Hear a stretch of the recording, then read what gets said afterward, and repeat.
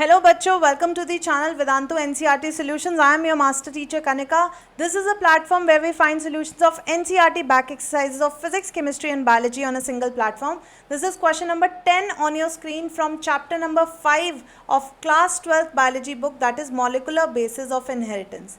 बच्चों यहाँ पर हमसे एक क्वेश्चन पूछा गया है.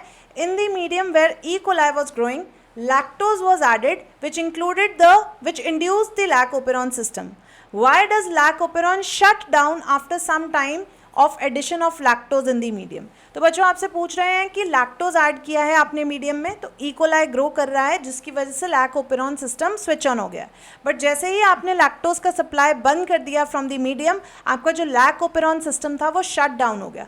तो बच्चों वी क्लियरली नो, हमने लैक ओपेरॉन सिस्टम में पढ़ा है that we have different types of regulator genes. हमारे पास अलग अलग तरह के रेगुलेटर जीन्स प्रेजेंट होते हैं in a lac operon system. For example I tell you a set of genes. जैसे कि सबसे पहले हमारे पास प्रेजेंट होता है एक रेगुलेटर जीन जिसको हम आई से डिनोट करते हैं. Followed by it we have a promoter gene, operator gene, and then we have 3 structural genes represented by ZYNA. तो बच्चों ये जो रेगुलेटर जीन है ये हमेशा एक रिप्रेसर प्रोटीन प्रोड्यूस करता है.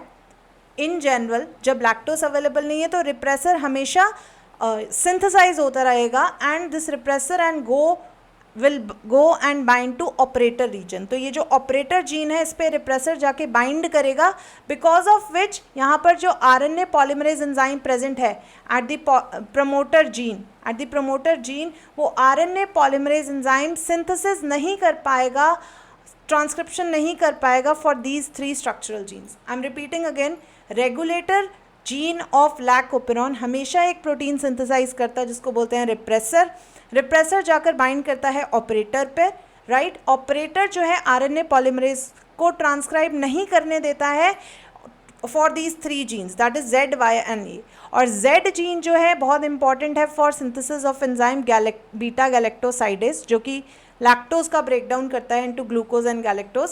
Y gene is very important to synthesize enzyme permease, and A is very important for synthesis of enzyme trans acetylase.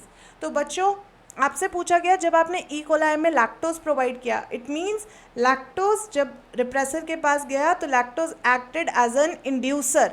Lactose actually lac operon system के लिए lactose sugar is an inducer का मतलब होता है जो repressor पर जाकर bind कर जाए, रिप्रेसर की एक्टिविटी को स्टॉप कर दे.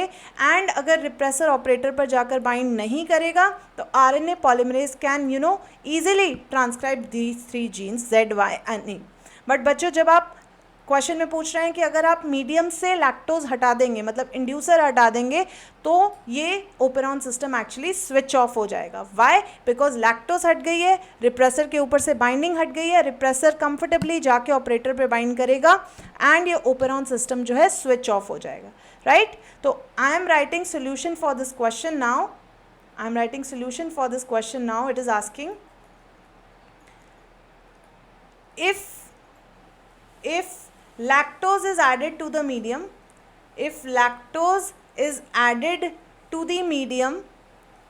to the growing medium of E. coli,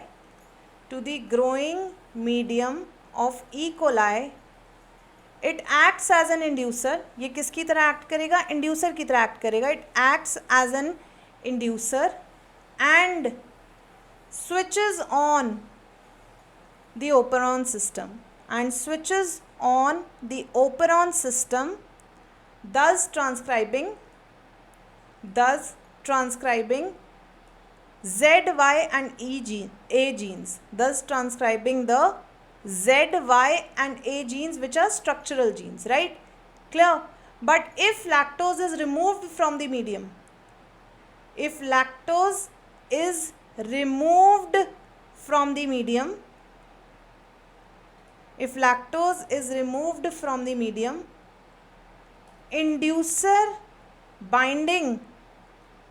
inducer binding at the repressor region, at the repressor protein is inhibited, and hence I'm using the next page, and hence repressor binds to the operator, repressor binds to the operator gene, to the operator gene and inhibits transcription of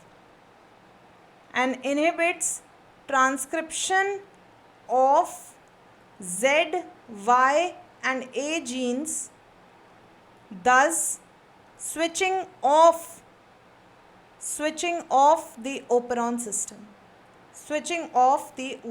system, right? Clear to you बच्चों? I hope आपको solution clear हो गया है. If it is so, hit the like button, share the session with your friends, subscribe to channel Vedantu NCERT Solutions 11th and 12th.